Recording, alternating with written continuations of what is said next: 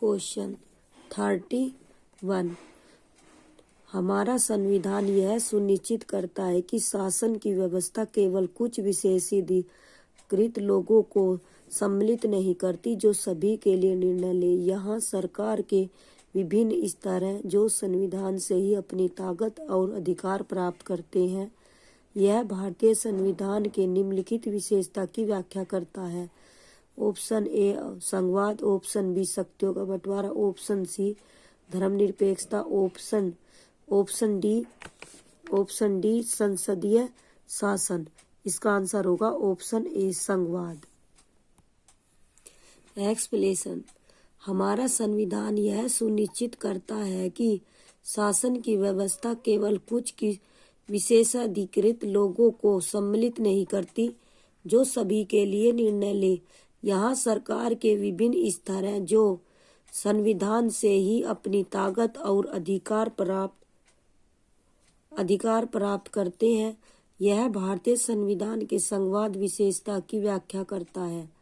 संघवाद मूल रूप से एक द्वैध सरकार प्रणाली राज्य शामिल होते हैं। संघवाद संविधान की मूल संरचना के स्तंभों में से एक है।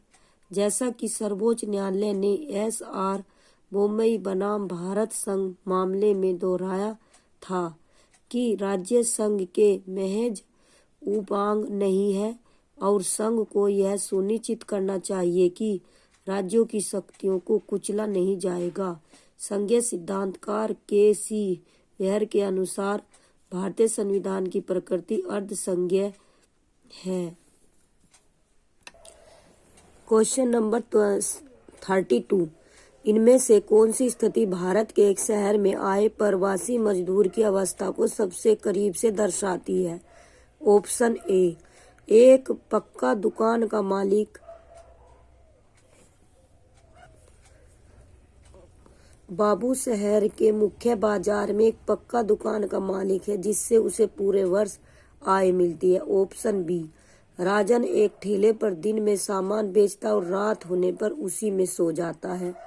ऑप्शन सी जोए एक नए शॉपिंग मॉल में ब्रांडेड कपड़ों का शोरूम खोलता है। ऑप्शन डी वीणा एक अनाधिकृत बस्ती में एक दंत चिकित्सालय चलाती है।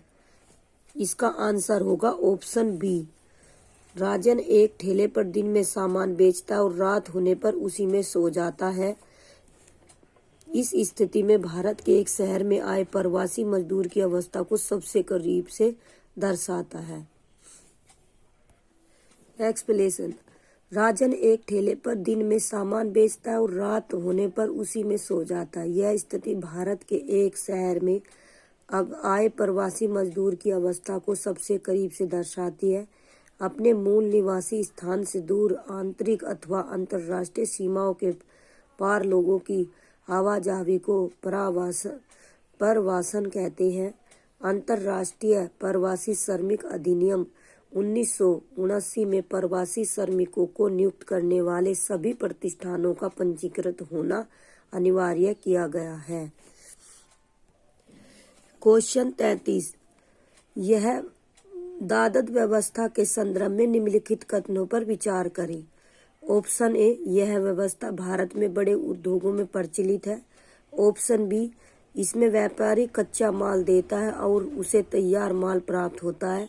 ऑप्शन सी इसमें बुनकर अधिकतर अपने घर या कार्यशाला में कार्य करते हैं।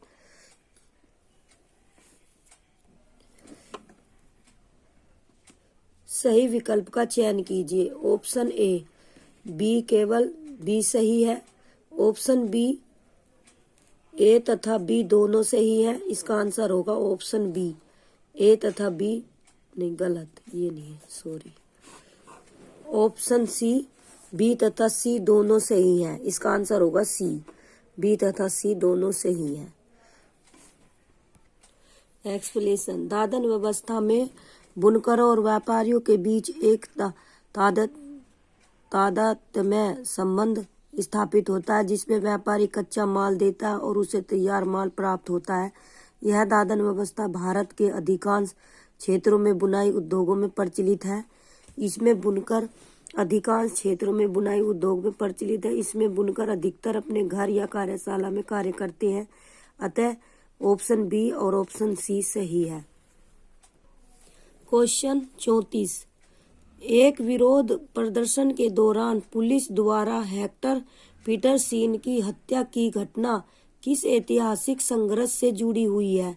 ऑप्शन ए अमेरिका में रंग भेद के खिलाफ संघर्ष से। ऑप्शन बी नेपाल में राजतंत्र के खिलाफ संघर्ष से। ऑप्शन सी दक्षिण अफ्रीका में रंग भेद नीति के खिलाफ संघर्ष से। ऑप्शन डी अल्जीरिया में उपनिवेशवाद के खिलाफ संघर्ष से। इसका आंसर होगा ऑप्शन सी दक्षिण अफ्रीका में रंग भेद नीति के खिलाफ संघर्ष से। एक्सप्लेनेशन। एक विरोध प्रदर्शन के दौरान पुलिस द्वारा हेक्टर पीटरसन की हत्या की घटना दक्षिण अमेरिका में रंग भेद नीति के खिलाफ संघर्ष से जुड़ी हुई। रंग भेद प्रणाली ने लोगों को उनकी त्वचा के रंग के आधार पर विभाजित करने का कार्य किया। इस रंग भेद प्रणाली के कारण ही अश्वेत लोगों की मतदान के अधिकार से वंचित रखा गया। रंग भेद व्यवस्था ने उपनिवेशवाद और जातिवाद के चरम को दर्शाया। रंग भेद के खिलाफ लंबे संघर्ष के बाद वर्ष 1994 में दक्षिण अफ्रीका ने आखिरकार स्वतंत्रता प्राप्त की और एक नए संविधान का निर्माण कर रंग भेद पर प्रतिबंध लगा दिया। इस निर्मित संविधान में सभी को समान अधिकार दिए गए। क्वेश्चन 35। हिंदू उत्तराधिकार अधिनियम धारा 2005 निम्नलिखित में से किस कारण हेतु लैंगिक समानता की ओर एक कदम है? ऑप्शन ए यह बेटियों को विवाह के बाद भी पैतृक कुल नाम रखने का अधिकार देता है। ऑप्शन बी यह बेटियों को पिता की संपत्ति पर अधिकार दिलाता है। ऑप्शन सी यह सबसे बड़ी संतान लड़का या लड़की को पिता का उत्तराधिकारी मानता है। ऑप्शन डी यह केवल गैर विवाहित बेटियों का पिता के जमीन पर अधिकार मानता है। इसका आंसर होगा ऑप्शन बी यह बेटियों को पिता की संपत्ति पर अधिकार दिलाता है। इसका आंसर होगा ऑप्शन बी। एक्सप्लेनेशन। हिंदू उत्तराधिकार अधिनियम धारा 2005 के अनुसार यह बेटियों को पिता की संपत्ति पर अधिकार दिलाता है। सितंबर 2005 में 1956 के अधिनियम में संशोधन के बाद से वर्ष 2005 से महिला